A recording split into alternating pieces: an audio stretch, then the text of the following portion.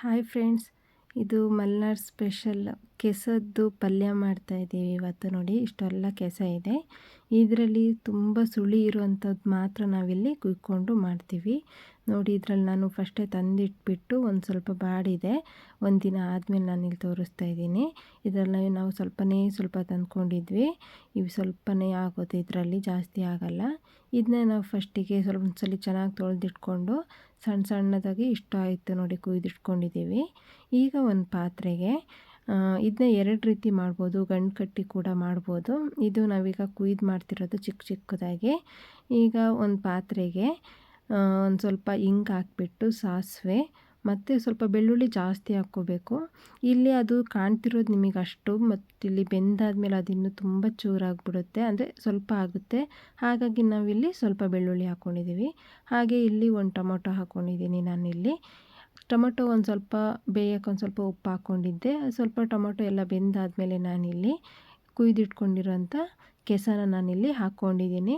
ಕೆಸ ನೋಡಿ, ಈಗ ಕಾಣಕ್ಕೆ ಇದಿಷ್ಟು ಕಾಣಿಸ್ತಾ ಇದೆ, ಸ್ವಲ್ಪ ಬೆಂದಾದಮೇಲೆ ಹಿಂಗೆ ಕಾಣುತ್ತೆ ಅಂತ. ಈಗ ಒಂದು ಸ್ವಲ್ಪ ಬೇಯಲಿ ಅಂತೇಳ್ಬಿಟ್ಟು ಒಂದು ಸ್ವಲ್ಪ ಈಗಲೇ ನಾನಿಲ್ಲಿ ಉಪ್ಪು ಹಾಕ್ಕೊಂಡು ಒಂದು ಸ್ವಲ್ಪ ನೀರು ಹಾಕ್ಕೊಂಡಿದ್ದೀನಿ.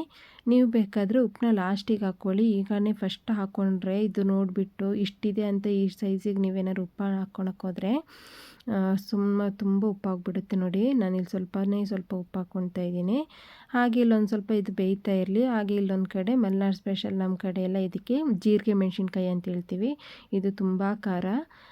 ನೋಡಿ, ಇಲ್ಲಿ ನಾನು ಸ್ವಲ್ಪ ಹಾಕ್ಕೊಂಡಿದ್ದೀನಿ. ಯಾಕಂದರೆ ನಾನಿಲ್ಲಿ ಮೆಣಸಿನ್ಕಾಯಿ ಅಂದರೆ ಖಾರ ಮಾಡಿರ್ತೀವಲ್ಲ ಪುಡಿ, ಅದನ್ನ ಹಾಕ್ಕೊಳ್ತಾ ಇದ್ದೀನಿ. ಇದನ್ನ ಸ್ವಲ್ಪ ಹಾಕ್ಕೊಳ್ತಿದ್ದೀವಿ, ಇಲ್ಲಾಂದರೆ ತುಂಬ ಬಾಯೆಲ್ಲ ಉರಿ ಬಂದುಬಿಡುತ್ತೆ.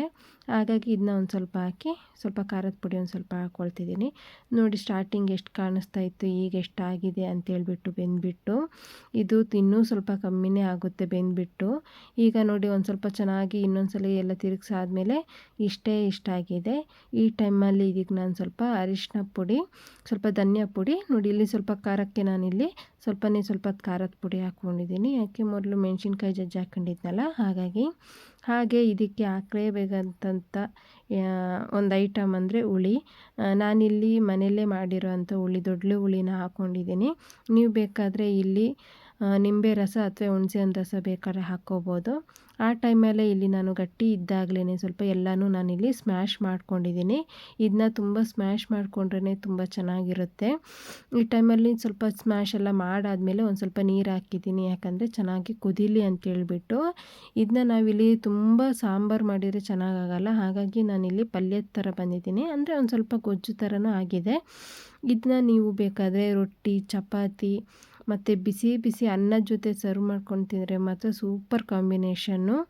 ನೀವು ಬೇಕಾದರೆ ಇದನ್ನ ಟ್ರೈ ಮಾಡಲೇಬೇಕು. ನೀವು ಏನಾದರೂ ಹೆಂಗೆ ಮಾಡೋದು ಅಂತ ಗೊತ್ತಿಲ್ಲದಿದ್ದರೆ ಈ ರೀತಿ ನೀವು ಮೆಥಡ್ ಮಾಡಿ. ಗಂಟಲ್ಲಿ ಅಥವಾ ಗಂಟು ಹಾಕಿ ನಿಮಗೆ ಮಾಡೋಕ್ಕೆ ಬರಲಿಲ್ಲ ಅಂದರೆ ನೋಡಿ, ಈ ರೀತಿ ಕುಯ್ದು ನೀವು ಮಾಡ್ಕೋಬೋದು. ಇದಾಗಿತ್ತು ಇವತ್ತಿನ ವಿಡಿಯೋ. ಈ ವಿಡಿಯೋ ಏನಾದರೂ ನಿಮಗೆ ಇಷ್ಟ ಆಗಿದ್ದರೆ ಪ್ಲೀಸ್ ಲೈಕ್, ಶೇರ್ ಹಾಗೆ ಸಪೋರ್ಟ್ ಮಾಡಿ. ಹಾಗೆ ನಮ್ಮ ಚಾನಲ್ನ ಸಬ್ಸ್ಕ್ರೈಬ್ ಮಾಡ್ಕೊಳ್ಳಿ.